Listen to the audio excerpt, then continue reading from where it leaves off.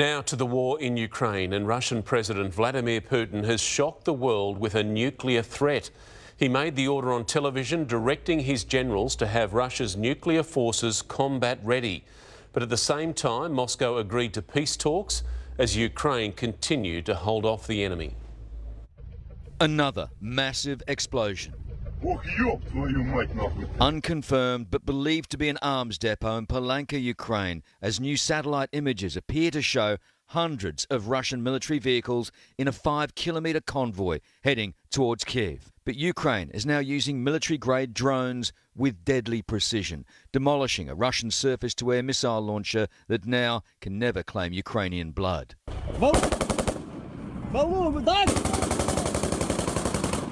Here, the battle for Kharkiv, Ukrainian troops engage in fierce combat with Russian special forces. Fighting in the suburbs, street to street. But this is not the walkover Vladimir Putin had planned. This column of Russian tanks an embarrassing example. They've rolled into a Kyiv suburb which became a lethal trap. A few hours later, the column is a shattered ruin. Everything that's gone wrong with the Russian war effort. Here, another Russian patrol, this time retreating. No surprise when you see the welcome they got. Molotov cocktails inflaming Ukrainian spirits. The Russian convoy picked over by grinning defenders who couldn't believe they'd taken on and forced back the best special forces Moscow could muster. The Russians have tried to win quickly but have failed. Embarrassed on the world stage, Vladimir Putin has made a sickening threat. With his generals kept metres away, apparently for fear of COVID, the Russian president has broadcast a shocking directive, ordering those generals to make Russia's nuclear forces ready for combat. NATO countries are making aggressive statements with regards to our country. Therefore, I order you to transfer the deterrent forces of the Russian army to a special mode of combat duty. From Mad Vlad goes nuclear to Vlad nukes on standby. This was London's take on the threat. But as Putin made his orders, Russian negotiators were waiting in neighbouring Belarus to start peace talks with Ukraine. Incredibly, Russia's agreed there'd be no preconditions. The Ukrainian foreign minister adding, I want to make it very clear. We will not surrender. We will not capitulate. We will not give up a single inch of our territory. A guided missile carving a crater in front and ruin everywhere else. A military facility? No. The evidence in the rubble reveals notes in cosmetics and beauty. It's a TAFE college. And right into the middle. It didn't, straight into the target. Retired lecturer Alexander asks, why would they do this to 17-year-old kids? Now down here, a couple of pieces of the shell casing. Our security expert has told us that is straight from the missile itself. Fortunately, the building was empty. The students sent home when the war broke out. Look at that. It looks like it might have been under construction. It's completely the opposite. It's now a piece of destruction. The missiles are believed to have been fired from the Black Sea, hundreds of kilometres away. Another took out this major gas installation, sparking fears of environmental disaster. And here, an oil depot sending thick black smoke and more environmental harm skyward. Still burning this morning, and it probably will be for weeks. Clear examples of the Russians targeting critical Ukrainian infrastructure in their attempt to grind this country into submission. But Ukrainians are keeping the faith, even as the heavens are disturbed. Leader Yuri Tandit says Ukraine looks to a higher power. He says, what Putin's doing is not blessed by God. We don't want war.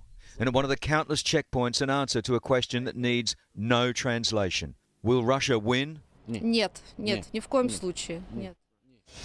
Let's go live now to Chris Reason in Kiev. Chris, those peace talks are about to get underway. Good evening, Mark. We've just had confirmation from the presidential office that those talks are beginning in about 45 minutes' time, 10 o'clock local time, on the border between Belarus and Ukraine. So much hanging on them today. Meanwhile, here in Kyiv, the two-day curfew's finally been lifted, although residents woke up to more sounds of screaming air raid sirens today.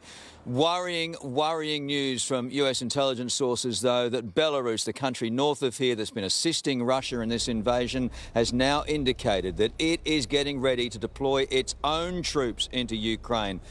A third country being dragged into this mess. Mark, that is a deeply disturbing development. It certainly is. Chris Reason in Kiev for us. Thank you. Now, Ukraine's president is an actor turned leader, now giving his country hope to help delay and at times drive back the Russian advance, despite much fewer resources. The battle and the mass exodus are taking place during a harsh Eastern European winter.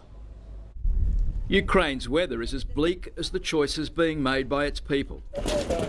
Leave everything behind or stay to fight.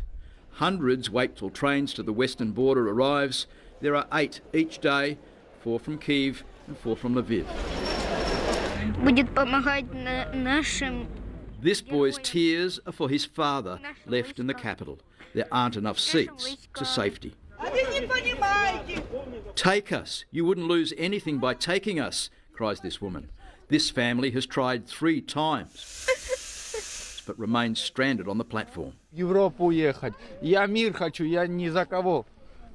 says that he just wants to leave, but they are not letting him leave because he is the man and he just cannot leave right now. Is because he's military age? Yes. Not everyone is going to Poland. This train is going to Dnipro, to the east. That's right into the thick of it, right into the trouble. We spoke to one man. He didn't want to have his face shown because he's off to join the army. While most leave for Europe, the rest receive a farewell kiss and begin a new life, serving their nation. I'm going to war, and Yeah, I have a military responsibility to go and join the army. So you're saying, and you're going to fight? Yes. They'll do anything to stop the Russians. Because I love my Ukraine and I love our people, and I cannot stay and do nothing. Most have no experience fighting. They're a ragtag army led by their 44-year-old president. Volodymyr Zelensky is a law graduate who loved acting and became a celebrity on the small screen.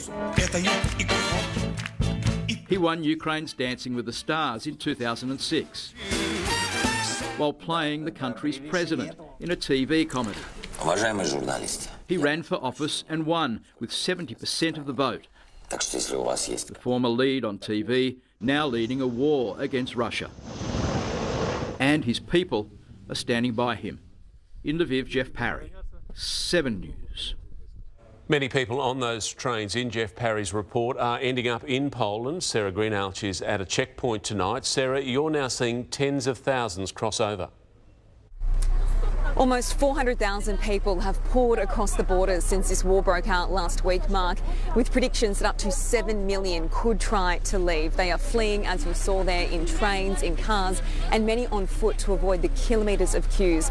The women, children and elderly who are ending up in these places have left almost everything behind, but donations are piling up.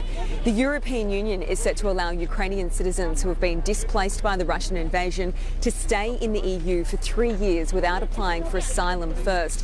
EU leaders are also working to ensure these small villages and cities don't become unlivable. Germany and Austria are offering free travel on long-distance trains to get as many people to safety as quickly as possible, with the Czech Republic, Italy, Portugal and Spain also answering the call to rehome citizens.